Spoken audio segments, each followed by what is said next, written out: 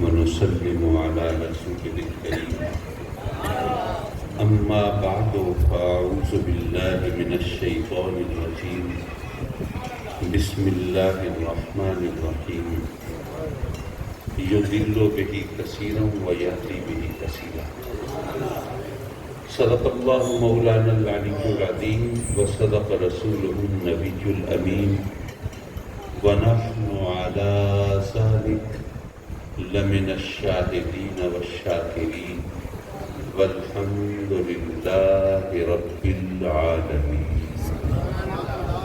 یہ اس کی آواز ذرا ہلکی رکھیے اور اس کو میرے منہ میں ڈالنے کی کوشش مت کریں، بس اسی طرح ٹھیک ہے، آواز ہلکی رکھیے تاکہ لوگ سمجھ سکیں۔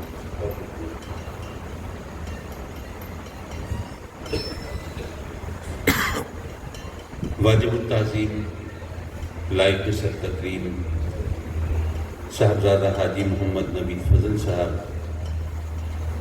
ناظم اعلیٰ جامع ہازان، اور محترم جناب حافظ محمد ابو بکر سعیدی قادری، نائب امام جامع ہازان، اور ذی وقار علماء کرام مولانا محمد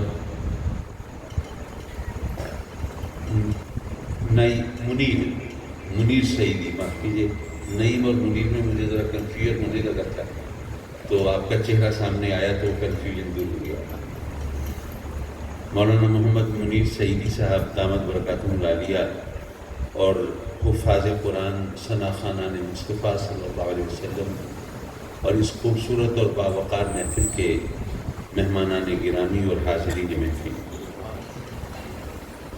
اللہ کے فضل و کرم سے تقریباً ہر برس اس مبارک محفل میں آپ کی خدمت میں حاضری ہوتی ہے۔ ہمارے بہت پیارے دوست اور بہت عزیز ساتھی عزیز السجاد کوکر صاحب پہلے وہ یاد کرتے تھے، میں حاضر ہوتا تھا۔ اللہ تعالیٰ ان کو صحت دے، اور وہ تکلیف میں ہیں، بیمار ہیں، بہاولپور میں ہیں۔ مولا کریم اپنے کرم سے تو چاہتا ہے چاہے تو صحت سے نواز دے، بیماری کو صحت سے بدل دے، تیری قدرت سے تو کوئی چیز باہر نہیں ہے۔ یہ چونکہ ختم قرآن مجید کی محفل ہے، ماہ رمضان کی مقدس ساعتیں ہیں، اور اب یہ ماہ رمضان بھی گویا رخصت ہو رہا ہے، تو ایسے میں ہمیں رب کی بارگاہ میں عرض کرنی ہے کہ مولا تیرا کرم، تیرا احسان، تو نے اس سال رمضان کی مقدس ساعتیں، یہ لمحے ہمیں عطا فرمائے۔ تو بہتر جانتا ہے آئندہ برس کون یہاں ہوگا کون نہیں ہوگا، لیکن بہرحال ہمیں تو تیری بارگاہ میں التجا کرنی ہے اور دعا کرنی ہے کہ مولا اپنے کرم سے آئندہ برس بھی ہم سب کو یہ ماہ رمضان کی سعادتیں سمیٹنے کی توفیق عطا فرمائے۔ حضرات مکرم میں وہ جو ہمارا رب ہے، پروردگار ہے، پالنہار ہے، اس نے ہماری رہبری کے لیے، ہدایت کے لیے، رہنمائی کے لیے انبیاء کرام علیہ السلام کو مبعوث فرمایا۔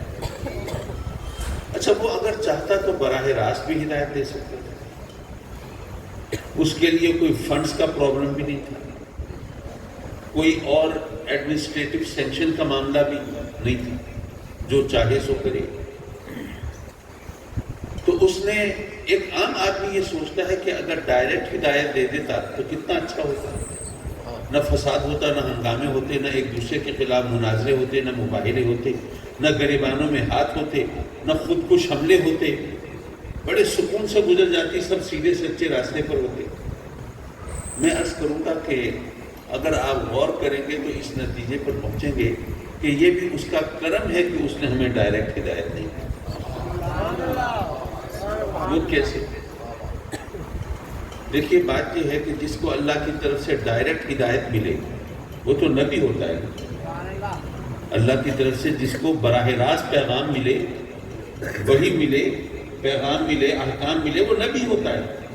اچھا، ابھی تو ہمیں احکام ملتے ہیں انبیاء کے ذریعے، ہم سے کہیں کوئی کوتاہی ہو جائے، غلطی ہو جائے، لغزش ہو جائے، جان بوجھ کر یا بھول چوک میں ہم کہیں نافرمانی کر بیٹھیں، حکم دونی کر بیٹھیں، تو چلیے پھر ہم اپنی گناہ پر، خطا پر شرمندہ ہوں، آنسو بہائیں، اس سے فریاد کریں، اس کے در رحمت میں دستک دیں، وہ کرم فرماتا ہے، اپنے بندوں کو معاف فرما دیتا ہے۔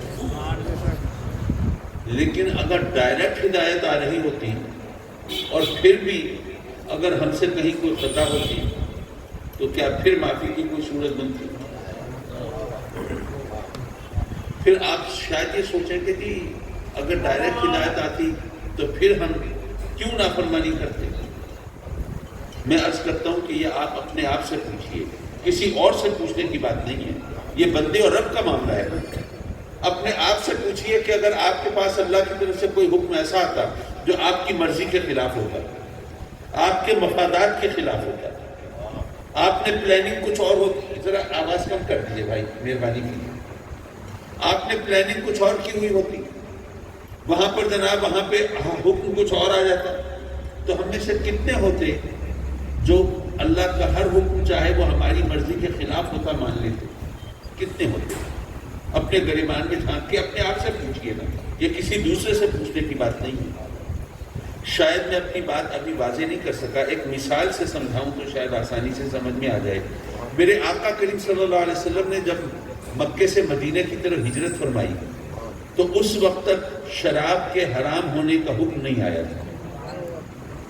شراب حرام ہوئی مدینے میں جانے کے بعد، ہجرت کے بعد، اور جب شراب کی حرمت کی آیت نازل ہوئی تو یارو وہ بھی عجیب و غریب منظر تھا۔ چشم فلک نے کب یہ منظر دیکھا ہوگا کہ مدینے کی نالیوں میں شراب بہہ رہی ہے؟ کسی نے شراب چھپانے کی کوشش نہیں کی، بچا کے رکھنے کی بھی کوشش نہیں کی۔ شراب تو عرب لوگوں کی گھٹی میں پڑی تھی نا، لوگ سوچ سکتے تھے کہ بھئی ہم پر حرام ہو گئی، ہم نہیں پیئیں گے، لیکن ظاہر ہے کہ باقی لوگ جو ہیں وہ تو پیتے ہیں۔ کبھی کوئی مہمان آئے اس کو پیش کرنے کے لیے ضرورت پڑ جاتی ہے۔ ہمارے وہ عزیز رشتہ دار جو ابھی مسلمان نہیں ہوئے وہ آئیں گے تو ان کو بھی شراب پیش کرنی پڑے گی، اور اگر نہیں پیش کریں گے تو آداب مہمانی کیسے پورے کریں گے؟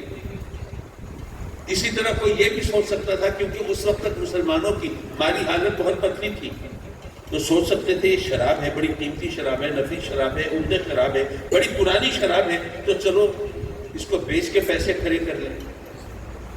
نہیں، کسی نے شراب نہ بچائی ہے، نہ چھپائی ہے، نہ شراب بیچ کے نفع کمایا ہے، بلکہ سب نے شراب بہائی ہے۔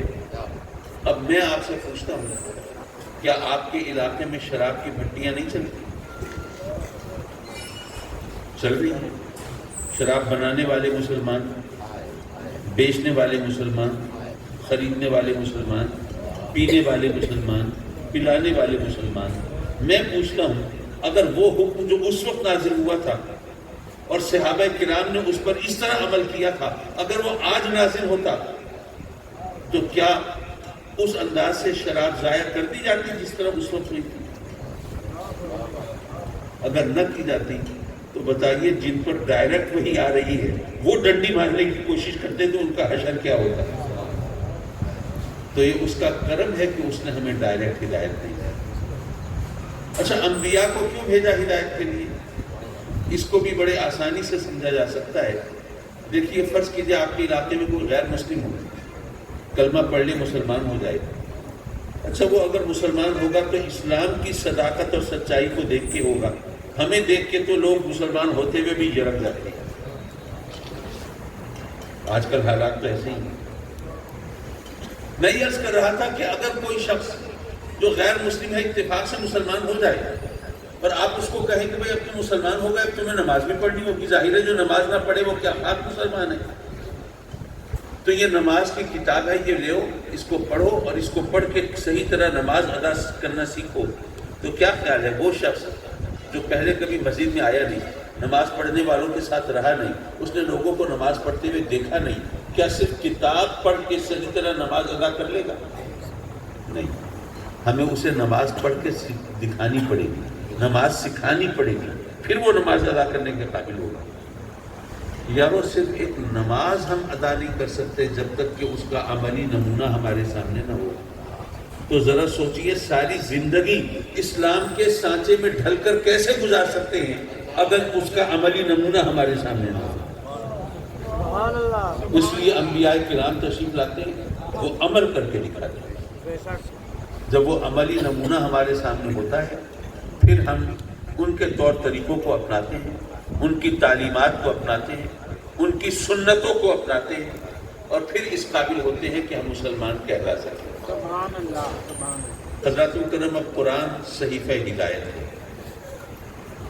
اب آج کل ایک کنفیوژن ہے، عام طور پر دیکھا ہوگا آپ نے لوگوں کو کہ لوگ کہتے ہیں یار یہ مولویوں نے تو ہمیں کہیں کا نہیں چھوڑا، سمجھ نہیں آتی کرے تو کیا کریں، ادھر بھی مولوی ادھر بھی مولوی، یہ بھی نمازیں پڑھتے ہیں وہ بھی نمازیں پڑھتے ہیں، یہ بھی قرآن پڑھتے ہیں وہ بھی قرآن پڑھتے ہیں، یہ بھی حدیثیں سناتے ہیں وہ بھی حدیثیں سناتے ہیں، یہ بھی بادشاہ دکھائی دیتے ہیں وہ بھی شریعت کے ٹھیکیدار نظر آتے ہیں۔ اب کیا کریں، کس کے پیچھے چلیں، کس کو رہبر مانیں اور کس کو اپنا پیشوا تسلیم کریں، کچھ سمجھ نہیں آتی۔ یہ ان کو برا کہتے ہیں، وہ ان کو برا کہتے ہیں، ایک دوسرے کے خلاف فتوے لگاتے ہیں، تو ہم کس کو اپنا رہبر اور رہنما تسلیم کریں؟ آج کل عام طور پر یہ بات کہی جاتی ہے۔ میں عرض کروں گا کہ اس مشکل کا بڑا آسان حل رب کائنات نے قرآن مجید میں عطا فرمایا۔ ہم قرآن کو پڑھیں تو صحیح، سمجھنے کی کوشش تو کریں۔ ہم صرف بہانے بنا رہے ہیں، صرف جی چھڑا رہے ہیں اور صرف لوگوں کے سامنے باتیں بنا کے اور اس طرح اپنے لیے راہیں تراش رہے ہوں کہ اچھا جی اگر ہم عمل نہیں کرتے ہمارا قصور نہیں ہے، مولویوں کا قصور ہے۔ رب کائنات نے 1500 سال پہلے قرآن مجید میں اس کا حل پیش کر دیا۔ سورہ بقرہ ہے، پہلا پارہ ہے، اس کی آیت کا حصہ میں نے قرآن خطبے میں پڑھا۔ رب کائنات نے فرمایا یضل بہ کثیرا و یہدی بہ کثیرا۔ اسی قرآن سے گمراہ ہونے والے بھی بہت ہیں اور اسی قرآن سے ہدایت پانے والے بھی بہت ہیں۔ اچھا یہ تو اللہ کا کلام ہے، قرآن مجید کی آیت ہے، تو اس لیے اب مجبور ہیں، ہم کچھ کر نہیں سکتے، ماننا ہی پڑتا ہے۔ ورنہ اگر کبھی کسی عالم کا قول ہوتا، کسی عارف کا فرمان ہوتا، کسی نے اپنی طرف سے بات کہی ہوتی تو یہاں تو لوگوں نے آستینیں چڑھائی ہوتی، فتوے لگ رہے ہوتے، بلکہ خودکش حملوں کی تیاریاں ہو رہی ہوتی، اور لوگ کہتے ہیں کہ یہ کیسا شخص ہے، کہتا ہے نعوذ باللہ قرآن سے بھی کوئی گمراہ ہو سکتا ہے۔ قرآن تو مینار نور ہے، قرآن تو منبع رشد و ہدایت ہے، قرآن تو مخزن علم و حکمت ہے، ارے قرآن سے کوئی گمراہ کیسے ہو سکتا ہے؟ لیکن اب قرآن کی اپنی آیت ہے، اللہ نے فرمایا ہے، اب تو ماننا پڑے گا اور اس پر غور بھی کرنا پڑے گا۔ اگر آپ غور کریں گے تو اس نتیجے پر پہنچیں گے کہ یہ آیت تو قرآن کی صداقت کا منہ بولتا سننے۔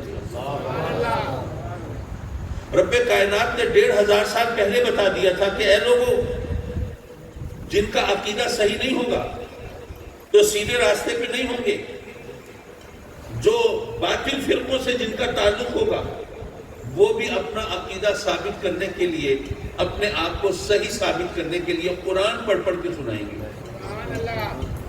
اور ایک عام آدمی پریشان ہوگا، یار یہ قرآن پڑھ رہا ہے اب کیا کروں، قرآن کو تو کنڈ نہیں کر سکتا۔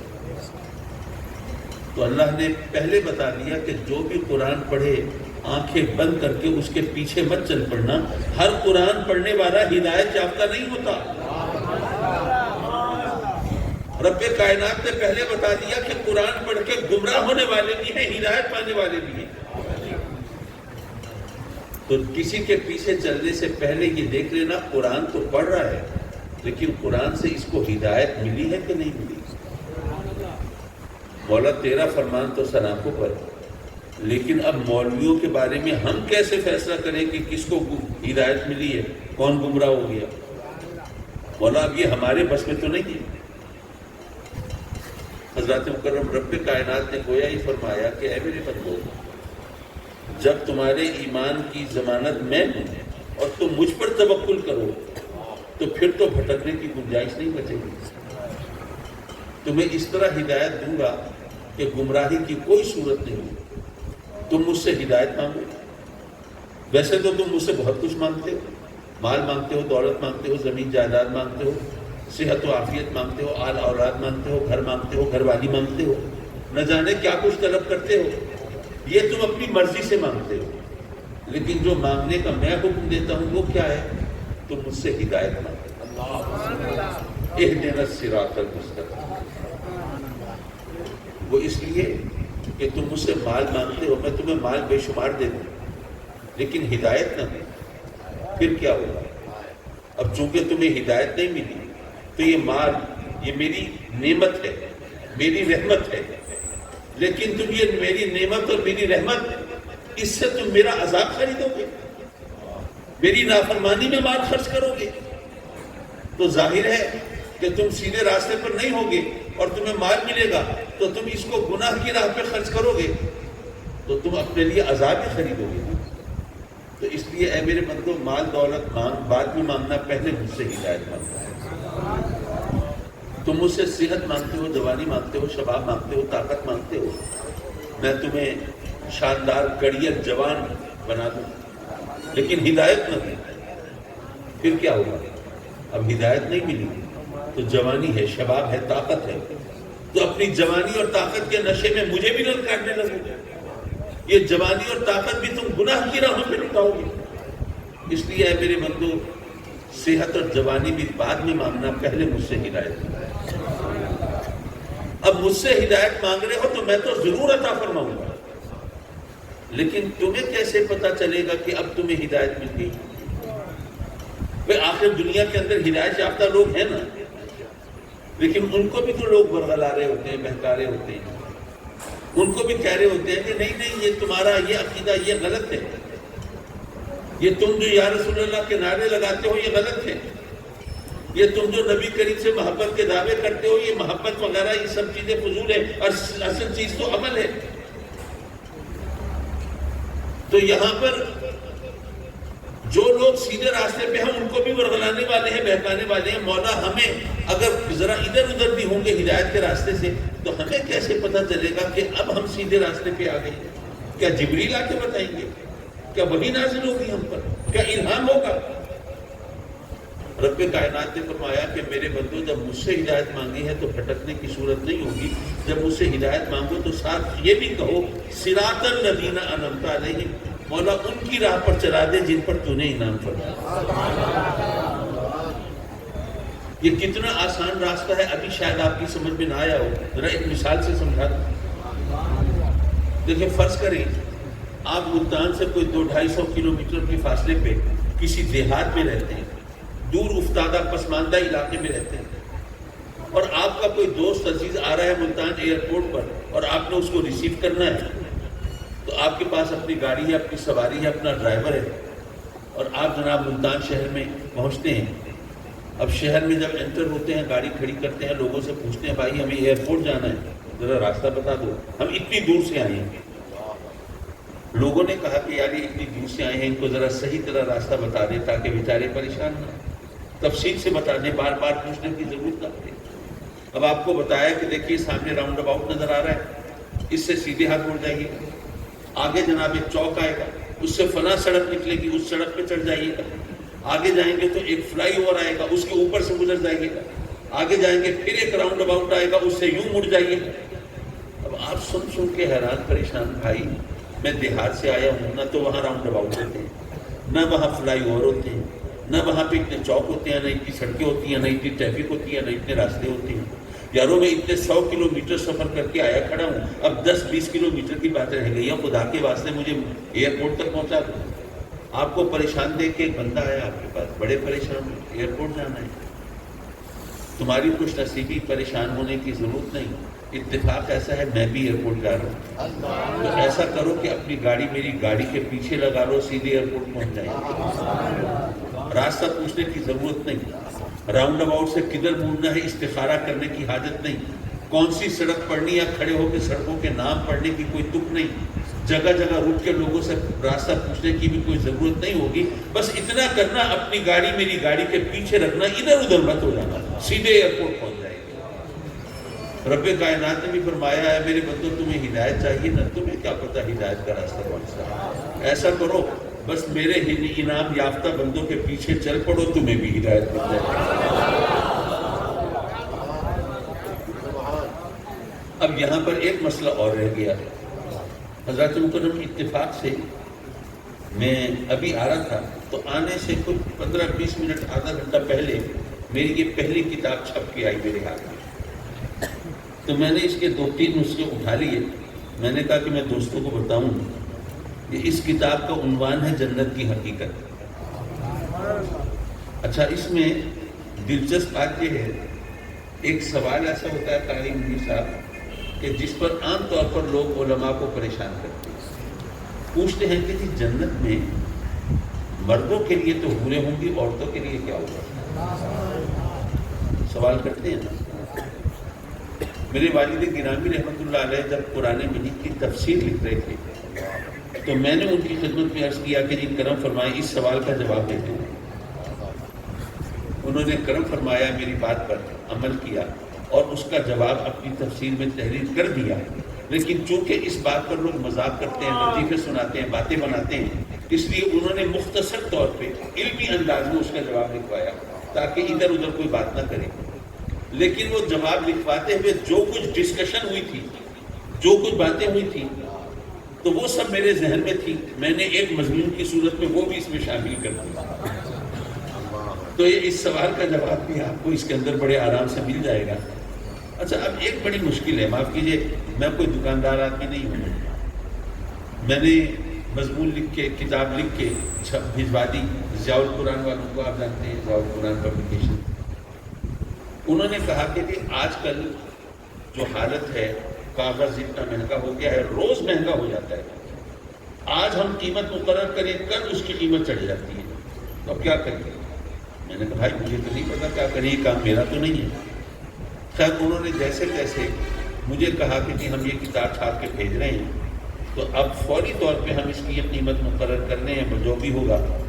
تو میں کوئی دکانداری نہیں کر رہا، کچھ نہیں کر رہا. میرے پاس یہاں پہ ہے کہ صرف 3 نسخے، کوئی زیادہ بھی نہیں دیکھا ہے میں. انہوں نے مجھے کہا کہ جی یہ 850 کی کتاب بھی پڑے گی. میں نے کہا نہیں، 700 میں میں دوستوں سے کہوں گا، اگر کوئی چاہے گا تو لے لے گا ماشاءاللہ. تو اگر کوئی دوست چاہیں تو یہاں پہ یہ صرف 3 نسخے ہیں، کوئی لے سکتے ہیں. باقی انشاءاللہ والعزیز یہ دکانوں پہ میسر آئے گی، کیونکہ ابھی تو چھپ کے آئی نا، تو میں ابھی لے آیا. ابھی 2-4 دنوں کے اندر دکانوں پر یہ ملے گی. اگر آپ یہاں نہ لیں تو کوئی بات نہیں، دکانوں سے آپ خرید سکیں گے انشاءاللہ والعزیز. لیکن دلچسپ کتاب ہے، پڑھیں گے تو انشاءاللہ لطف آئے گا، کیونکہ لوگوں کو بھی دلچسپی ہوگی. ہاں جی عورتوں کے لیے کیا ہوگا. معاف کیجیے یہ بات طول پکڑ گئی. میں صرف ایک پس منظر بتانا چاہتا تھا، کیونکہ یہ میرا خیال ہے کہ یہ سوال ایسا ہے جو لوگوں کو یہ اس کی تلاش رہتی ہے جواب کی. حضرات مکرم، میں یہ عرض کر رہا تھا کہ یہ تو رب کائنات نے بتا دیا کہ تمہیں ہدایت ملے گی کیسے، جب تم اللہ کے انعام یافتہ بندوں کے پیچھے چلو گے. مولا یہ بات تو ٹھیک ہے، لیکن ہم کیسے فیصلہ کریں تیرے انعام یافتہ بندے کون ہیں؟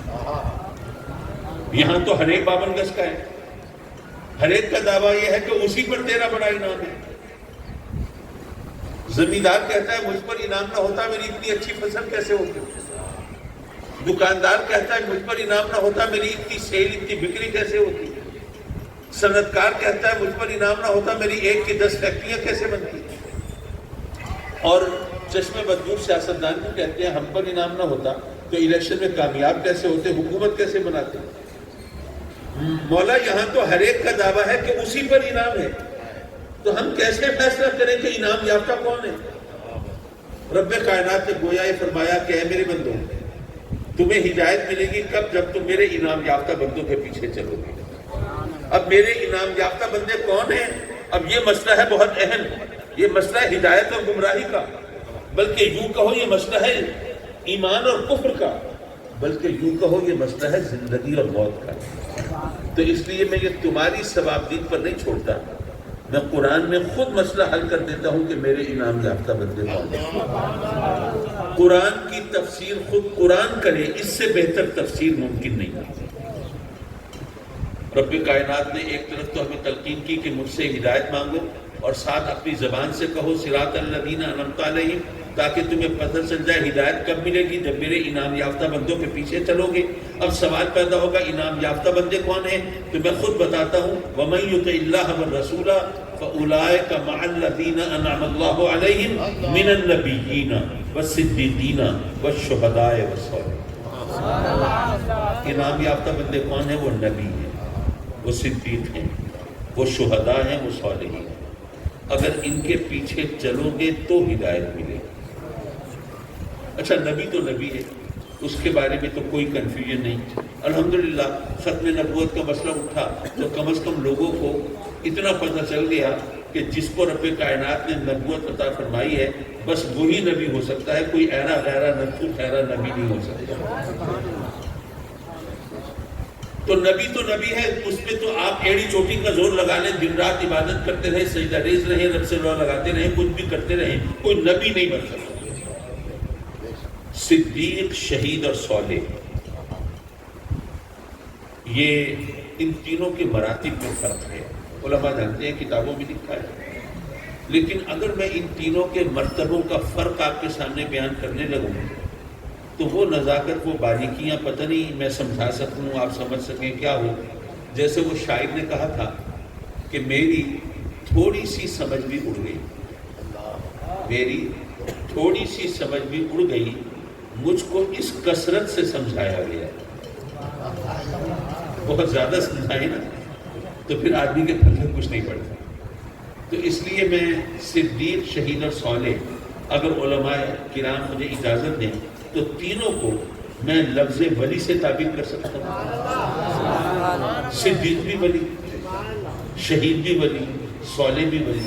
بھئی ولی دوست کو کہتے ہیں نا، ولی محبوب کو کہتے ہیں، ولی مقرب کو کہتے ہیں۔ تو یہ صدیق، شہید اور صالح یہ تینوں اللہ کے دوست ہیں، اللہ کے مقرب ہیں، تو یہ اللہ کے ولی ہیں۔ تو اللہ فرماتا ہے تمہیں ہدایت کیسے ملے گی؟ صراط الذین انعمت علیہم، جب میرے انعام یافتہ بندوں کے پیچھے چلو گے۔ مولا انعام یافتہ بندے کون ہیں؟ اللہ نے فرمایا کہ وہ میرے نبی اور میرے ولی ہیں۔ پتہ چلا کہ اب ہمیں کرسٹل کلیئر ہو گیا ہدایت کیسے ملے گی؟ جب ہم نبیوں اور ولیوں کے پیچھے چلیں گے۔ رب کائنات نے گویا اب مسئلہ ہمارے اوپر چھوڑ دیا، اے میرے بندو، قرآن سے ہدایت پانے والے بھی، قرآن سے گمراہ ہونے والے بھی، اب تمہیں کیسے پتہ چلے قرآن سے ہدایت کس کو ملی، گمراہ کون ہوا؟ تو اے میرے بندو اب تھوڑی سی عقل تم استعمال کرو، ذرا ان لوگوں کو ذرا پرکھو، جانچو، دیکھو۔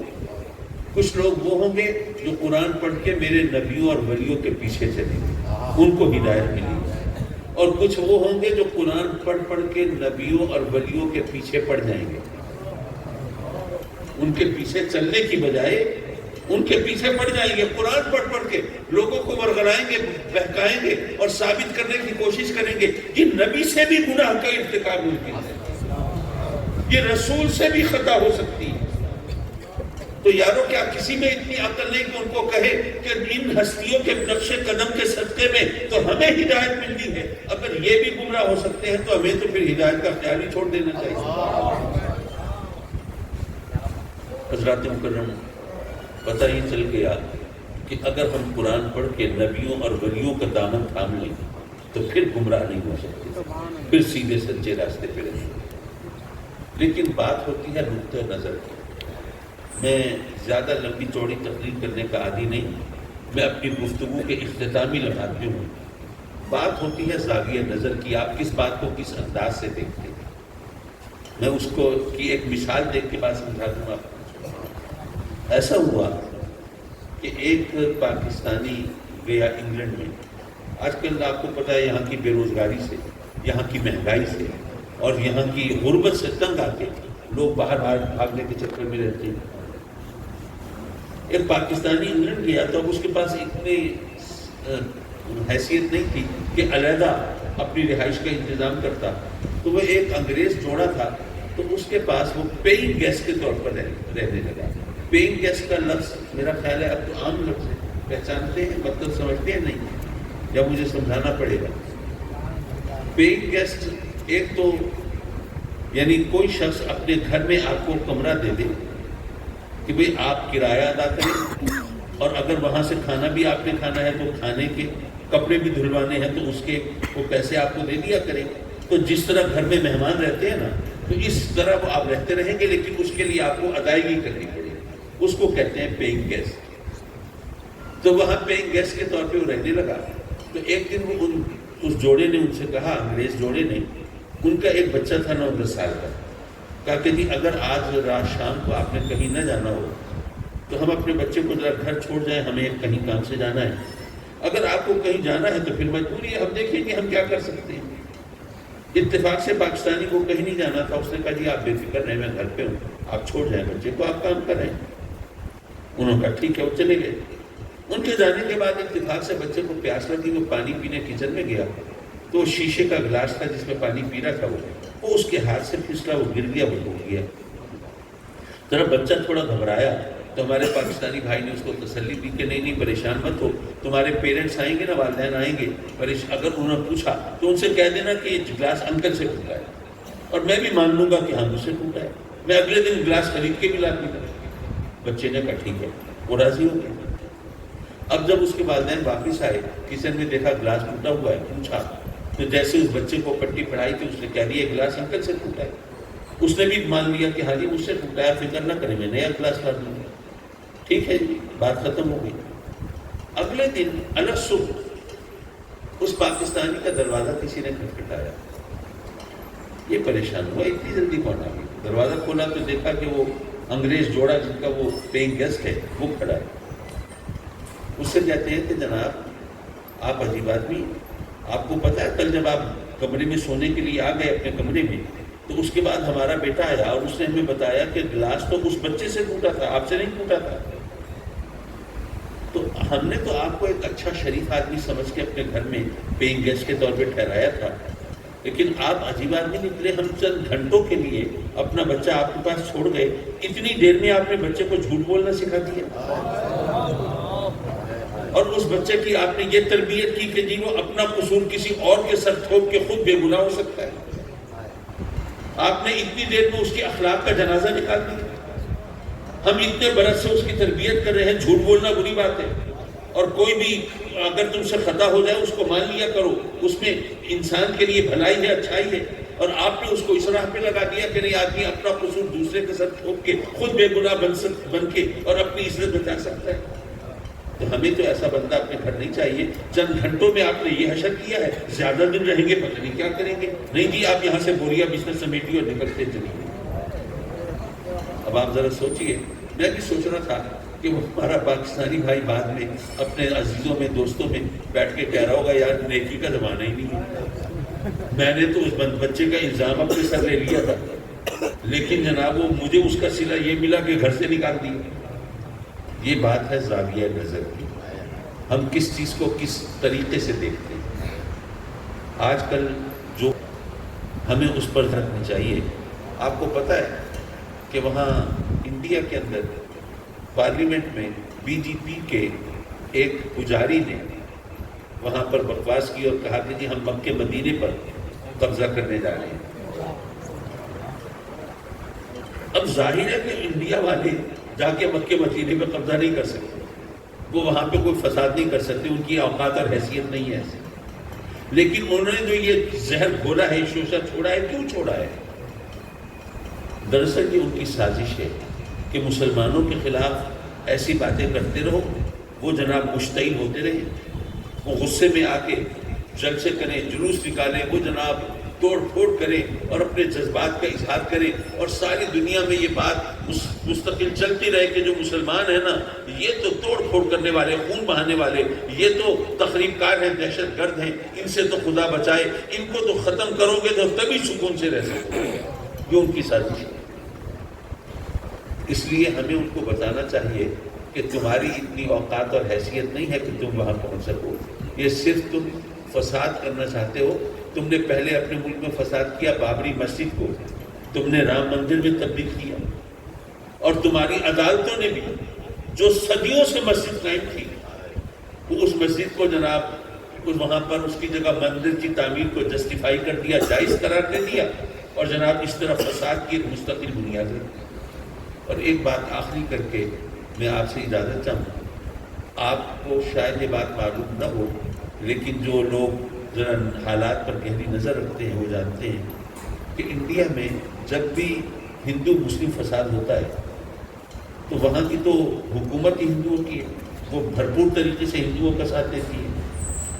اچھا وہ زیادہ تر مسلمانوں کو مارنے اور خون بہانے اور قتل کرنے پہ زیادہ توجہ نہیں کرتے، ان کی زیادہ توجہ ہوتی ہے کہ کسی طرح ان کا مال لوٹ لیا جائے، ان کی دکانوں اور ان کے گھروں کو آگ لگا دی جائے، ان کی جو معیشت ہے اس کو برباد کر دیا جائے، تاکہ یہ جب کوڑی کوڑی کو محتاج ہوں تو جس طرح ہمارے ہاں آپ نے دیکھا ہوگا کہ عیسائی حضرات جو ہیں وہ جناب عام طور پر جمعدار اور اس قسم کے پیشے سے تعلق رکھتے ہیں، تو وہ چاہتے ہیں کہ وہاں پر مسلمانوں کو ذلت و رسوائی کی زندگی گزارنے کے لیے ذہنی طور پر آمادہ کر دیا جائے، اور وہ کہیں کہ نہیں جی ہم تو معاشرے میں کوئی اچھا مقام تو نہیں پا سکتے، ہم پڑھ لکھ نہیں سکتے، ہم کوئی اچھی ملازمت نہیں پا سکتے، ہم کوئی کاروبار اچھا نہیں کر سکتے، ہمارے پاس پلے تو کچھ نہیں ہے۔ جب وہ ان کے معاش کو، جب ان کی دکانوں کو، جب ان کے ذرائع کو اس طرح تباہ کریں گے تو اس کا کیا نتیجہ نکلے گا؟ اب ہم یہاں پاکستان کے اندر کیا کر رہے ہیں اور ہمارے سرحد پار ہمارے مسلمان بھائیوں پہ کیا گزر رہی ہے، ہم نے کبھی اس پر غور کرنے کی کوشش نہیں کی۔ لیکن بہرحال ہم رب کی بارگاہ میں عرض کرتے ہیں کہ مولا تیرا کرم ہے، تیرا احسان ہے، تو نے ہمیں یہ خطہ ارض عطا فرمایا ہے، یہاں پر ہم آزادی کی سانس لے رہے ہیں۔ جب میں پہلی بار انڈیا گیا، یہ بات ہے 1993 کی، تو وہاں پہ میں نے دیکھا، مجھے شوق تھا دلی کی جامع مسجد دیکھنے کا، تو میں وہاں پہ جب گیا تو رات کا وقت تھا، اتفاق سے دن میں مجھے جانے کا موقع نہیں ملا، تو میں نے دیکھا کہ دلی کی جامع مسجد کے جو دروازے ہیں، گیٹ ہیں، جیسے شاہی مسجد کا آپ نے دیکھا ہوگا نا لاہور کا، کہ جناب سیڑھیاں ہیں اور سیڑھیاں چڑھ کے پھر مسجد میں جاتے ہیں، اسی طرح اس کے تین طرف اسی طرح سیڑھیاں ہیں اور ان کے گیٹ ہیں، اور پھر تو ان سیڑھیوں پر ہر طرف وہ سائیکل رکشے کھڑے ہیں، اور مسلمان جو ہیں، جو ان سائیکل رکشے چلانے والے ہیں، وہ بیچارے رات کو ان سائیکل رکشوں پر اپنی ٹانگیں رکھ کے اور ان کا جسم سیڑھیوں پہ اس طرح سوتے ہیں، سیدھی زمین پر سونا نصیب نہیں ہے، کیونکہ وہ رکشوں کو کہیں حفاظت سے رکھنے کی ان کے پاس جگہ نہیں ہے۔ ذرا آپ سوچئے کہ جن کو زمین پر سیدھا لیٹ کر سونا نصیب نہیں ہوتا، ان کے جذبات کیا ہوں گے، اور یہاں پر ہماری کیفیت کیا ہے، ہم کس طرح عیاشیوں اور بدماشیوں میں لگے رہتے ہیں۔ یہ اور بات ہے کہ اب مہنگائی نے ہمیں اس قابل نہیں چھوڑا کہ زیادہ عیاشی بدماشی کی طرف جا سکیں، اللہ تعالیٰ رحم کرے، لیکن بہرحال اس ماہ مقدس میں ہم رب کی بارگاہ میں عرض کرتے ہیں کہ مولا ہم خطا کار، ہم گناہ گار ہیں، لیکن مولا تیرے محبوب کے امتی ہیں، تو ہمارے حال پہ رحم فرما اور ہماری خطاؤں کو بخش دے، اور ہمیں سیدھے سچے راستے پر استقامت عطا فرما، اور ہمیں قرآن کی رحمتوں سے، ماہ رمضان کی سعادتوں سے بھرپور حصہ عطا فرما۔ وآخر دعوانا ان الحمدللہ رب العالمین۔ ہوتے ہیں جی ہماری دعائیں قبول نہیں ہوتی، دعائیں قبول ہونے کی مختلف صورتیں ہوتی ہیں۔ ایک صورت تو یہ ہوتی ہے کہ جو آپ نے مانگا وہ مل گیا، تو آدمی کو پتہ چلا دعا قبول ہوگی۔ ایک صورت یہ ہوتی ہے کہ جو دعا مانگی وہ چیز تو نہیں ملی جو مانگی تھی، لیکن اللہ نے اس سے بہتر چیز عطا فرما دی۔ یہ بھی ایک صورت ہے دعا کی قبولیت۔ تیسری صورت یہ ہے کہ جو مانگا ہے وہ تو نہیں ملا، اور اس سے بہتر صورت کوئی چیز بھی نہیں ملی، لیکن اللہ نے اس دعا کے صدقے میں، کیونکہ بندہ جب رب کی بارگاہ میں دعا مانگتا ہے تو گڑ گڑاتا ہے نا، اس سے لو لگاتا ہے نا، تو اس کے صدقے میں رب کائنات نے کوئی مصیبت آ رہی تھی وہ ٹال دی۔ یہ بھی دعا کی قبولیت کی ایک شکل ہے۔ اب ہمیں تو نہیں پتا کہ کون سی مصیبت آ رہی تھی، لیکن یہ ایک انداز ہے دعا کی قبولیت کا۔ اور چوتھا انداز یہ ہے کہ جو مانگا تھا وہ نہیں ملا، اس سے بہتر چیز بھی نہیں ملی، اور اس دعا کے صلے میں رب کائنات نے کوئی مصیبت بھی نہیں ٹالی، بلکہ اس دعا کو ہمارے لیے ذخیرہ آخرت بنا دیا۔ اور جب ہم وہاں آخرت میں پہنچیں گے اور رب کائنات کی طرف سے ہمیں اس دعا کے صدقے میں جو کچھ ملے گا، تو ہمیں بتایا گیا ہے کہ جب وہ ملے گا تو بندہ کہے گا مولا اگر مجھے پتہ چلتا، پہلے معلوم ہوتا کہ اگر میری دعا قبول نہ ہوئی تو یہاں آخرت میں یہ نعمتیں ملے گی، تو مولا میں چاہتا کہ دنیا میں میری کوئی بھی دعا قبول نہ ہو، سب کچھ یہیں پہ ملے۔ تو یہ بات ہے یقین کی۔ جب تک یقین نہ ہو اس وقت تک آدمی صحیح راستے پہ نہیں رہ سکتا۔ تو اس لیے اس یقین کے ساتھ مانگنا چاہیے کہ اگر ہم نے اس سے کی سرکشی نہیں کی، اگر اس سے بغاوت نہیں کی، تو ٹھیک ہے گناہ تو ہو جاتے ہیں، ہم خطا کے ہوتے ہیں، لیکن وہ رب کائنات جو ہے وہ اپنے بندوں کو معاف کرنے کے اور اپنی رحمتوں سے نوازنے کے بہانے پیدا فرما دیتا ہے۔ یہ رمضان بھی تو بہانہ ہی ہے، ایک نیکی کرو 70 کا ثواب دے دو، نفلی عبادت کرو فرض کا ثواب دے دو۔ اور یہ کیلکولیشن تو ہمیں سمجھانے کے لیے ہے، ورنہ وہ بے نیاز ہے، نہ جانے کتنے گنا بڑھ کے ثواب دے دے، یہ اس کی مرضی کی بات ہے۔ تو ہم سب اس کی بارگاہ میں دعا کے لیے ہاتھ اٹھاتے ہیں، اللہم صلی علی سیدنا مولانا محمد وعلی آل سیدنا ومولانا محمد وبارک وسلم وصلی علیہ، ربنا آتنا فی الدنیا حسنہ وفی الآخرۃ حسنہ وقنا عذاب النار۔ میرے مولا اس مبارک نورانی محفل میں حاضری کو مقبول و منظور فرما۔ حافظ صاحب جنہوں نے قرآن سنایا ان کا کیا نام ہے؟ قاری محمد یار سعیدی صاحب، اور مولا ان حافظ صاحب نے قرآن سنایا ہے یہاں، اور یہ جن تیرے بندوں نے یہاں ماشاءاللہ تراویح میں یہ 29 راتوں کو کھڑے ہو کے قرآن سنا ہے، مولا اپنے کرم سے ان کا قرآن سنانا، ان کا سننا یہ اپنے کرم سے مقبول و منظور فرما، اور اس کا بہترین اجر و ثمر عطا فرما، قرآن کی نعمتیں رحمتیں ان کے شامل حال فرما، اور میرے مولا اپنے کرم سے ہمیں قرآن کی سمجھ بھی عطا فرما، اور قرآن پر عمل کرنے کی بھی توفیق عطا فرما۔ میرے مولا یہ آج کل تیرے بندے بڑی مشکل میں ہیں، یہ بے روزگاری نے، مہنگائی نے، غربت نے ان کی کمر توڑ کے رکھ دی ہے۔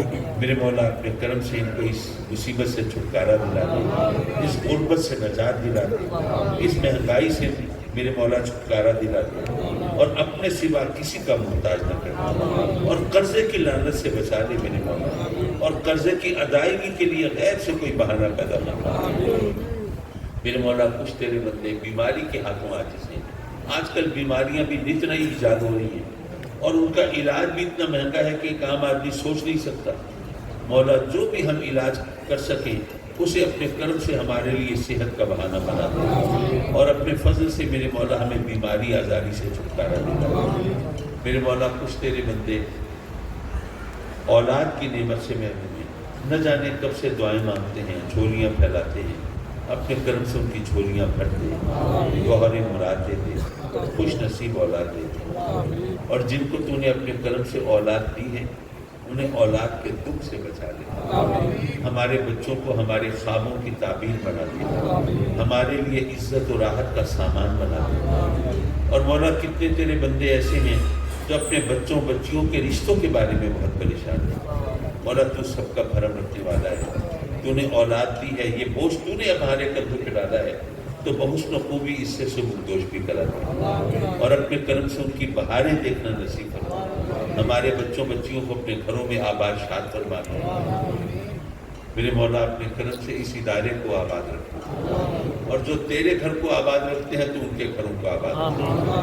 مجھے ماشاءاللہ یہ حافظ محمد ابوبکر بتا رہے تھے کہ علاقے کے لوگ بہت تعاون کرتے ہیں، سرپرستی کرتے ہیں، ساتھ دیتے ہیں، جس کی وجہ سے ادارہ ماشاءاللہ پھل پھول رہا ہے، صحیح طور پر کام کر رہا ہے، اور آپ نے اپنی آنکھوں سے دیکھا حفاظ قرآن کی دستار بندی کا منظر، تو رب کائنات نے اپنے کرم سے آپ کو یہ توفیق دی ہے، تو اللہ تبارک و تعالیٰ آپ کی یہ محبت کی خدمت مقبول و منظور فرمائے، اور آپ کو اس راستے پر مزید استقامت عطا فرمائے، اور دین کی راہ پر خرچ کرنے کا حوصلہ عطا فرمائے۔ اور آپ جانتے ہیں ہمارے سجاد کھوکھر صاحب وہ سب سے بڑے معاون اس ادارے کے سخت علیم ہیں، میرے مولا ان کے حال پر رحم فرما دے، ان کے لیے زندگی کا سفر آسان کر دے، اور میرے مولا اپنے کرم سے تیری قدرت سے تو کوئی چیز باہر نہیں، میرے مولا ان کو ایک نارمل زندگی گزارنے کے قابل بنا دے۔ محترم و مکرم جناب صاحبزادہ حاجی محمد نوید فضل صاحب کے لیے بھی دعا کریں، اللہ تعالیٰ ان کو فکر و عمل کی تمام تر قوتوں کے ساتھ قائم رکھے، اور اس ادارے کی سرپرستی کرنے کی